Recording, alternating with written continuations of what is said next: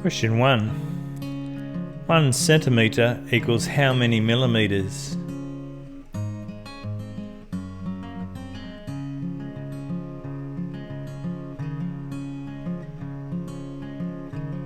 One centimetre equals 10 millimetres.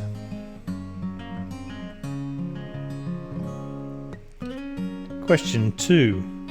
Find the perimeter of this shape. We have side lengths of 6 centimetres, 6 centimetres, 10 centimetres and 12 centimetres, but we do have some missing sides.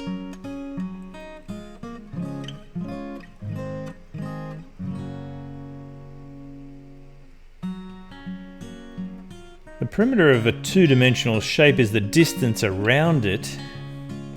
Unknown or missing sides can often be worked out by comparing sides in the same direction. Let's have a look. So that blue line there that I just made and that other blue line there that I just made, they're two sides, they're both horizontal. And I think if you can see, comparing it to the 10 up the very top there, that the blue lines add up to 10.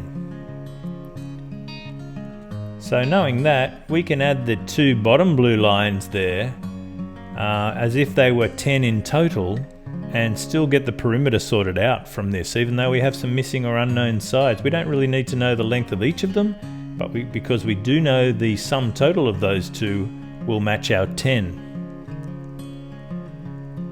So these two unknown sides must add up to 10 by comparing those.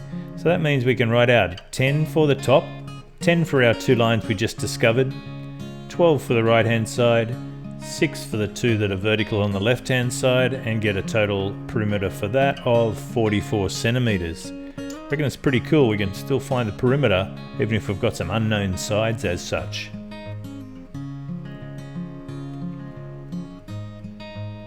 Question 3. Find the circumference. It's a circle here with a radius of 6 centimetres.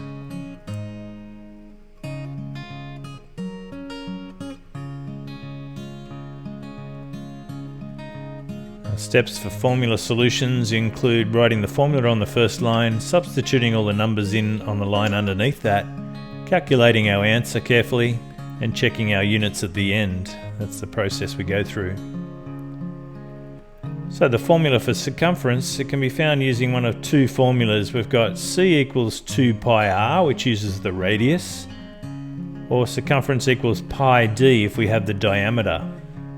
In this question we have the radius, so we're going to use that one. It's my favourite one anyway. Alright, circumference equals 2 times pi times whatever the radius is. Now our radius is 6, so we just, in the next line down, sub in, instead of radius we put a 6, and we can go to our calculator at that point and get a circumference of 37.7 centimetres. Now those units are still centimetres because it's just a distance around the circle that circumference is. We don't have to use square units because we're not finding the area. We don't have to use cubic units because we're not finding the volume and stuff. And we'll round off to 1 decimal place. You can choose how much you round that off to. But it's good to tell the marker how much you've done if you decide to round off. Question 4. 1 centimetre squared equals how many millimetres squared?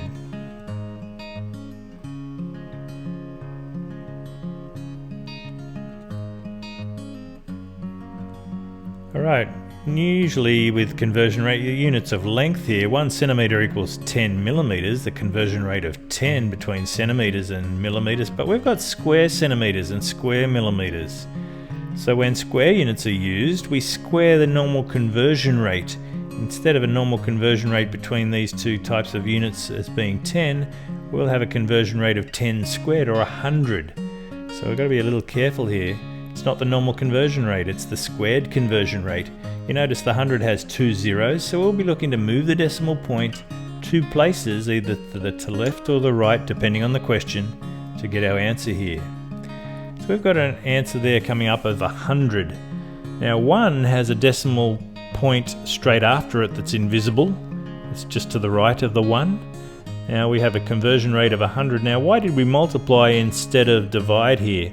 That's because we're converting a larger unit to a smaller unit. When you chop things up into smaller bits, there's more of them. So we're expecting our number of 1 to get bigger because we're breaking it up into smaller units there. So that's why we moved the decimal point 2 places to the right, or we really times it by 100 in this case. Final answer there, 100 millimetres squared. There's lots happening in conversion questions. They're much harder than they look, I think. Question 5. Find the area. We have a square here with a side length of 5 centimetres.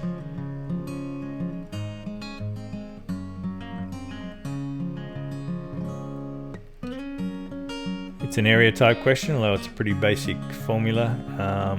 So we've got the formula on the first line, we sub in all the numbers in the second line straight underneath it, and we calculate our answer and we check our units carefully.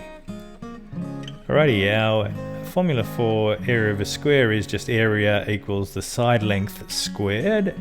Our side length is 5, so we'll sub that in. And 5 squared is 25, I even know that without my calculator. Now notice we went to square units, square centimetres, because area is something that requires square units. Our original length was in centimetres, so our area answers are in centimetres squared. Question 6, find the area. We have a rectangle with 8 and 6 as the dimensions.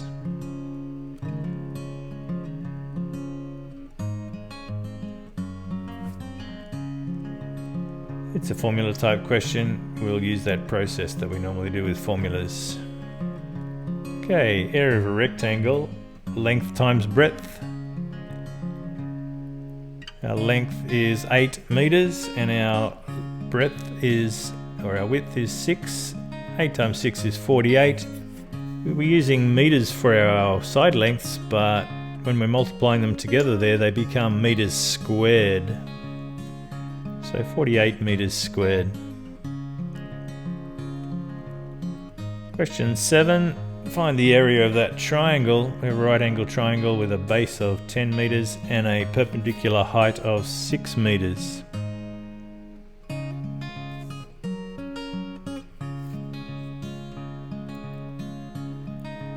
It's a formula type question, so we'll follow our normal procedure there. Area of a triangle, area equals half the base times the perpendicular height. So our base is 10 and our perpendicular height is 6, so they get subbed in straight underneath the letters. And we'll calculate that out. 30 metres squared. Our side length was metres, so our area units need to be metres squared.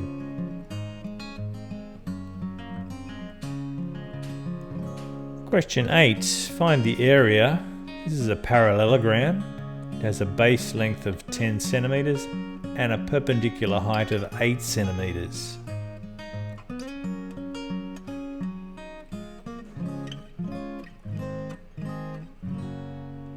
It's a formula question. We'll write the formula out on the top line, sub in all the numbers, then calculate and check our units.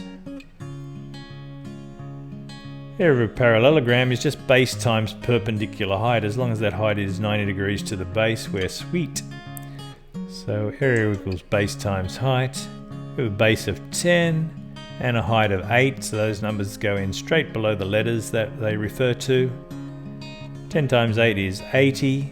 Side length was centimetres, so our units for area are centimetres squared. So 80 centimetres squared.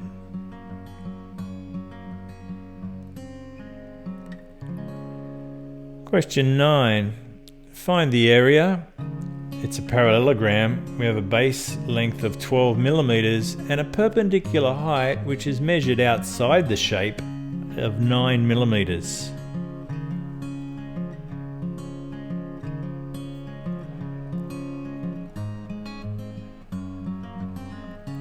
It's a formula question.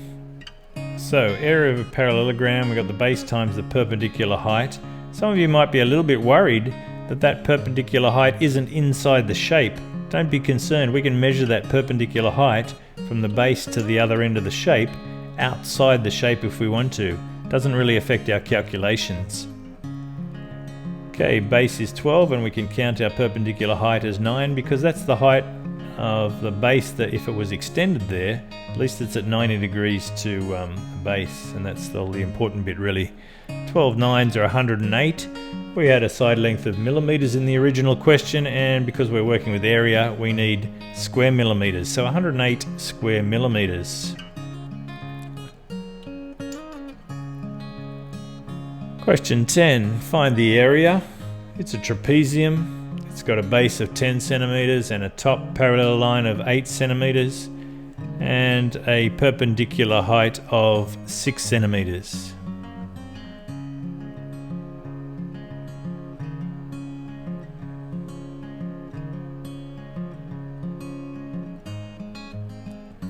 It's a formula type question. We'll have the formula on the first line. Look to sub in all the numbers from the question straight underneath the formula. We'll calculate that and check our units. Area of a trapezium is half the height a plus b. There's our shape that tells us where to get our different letters or dimensions there.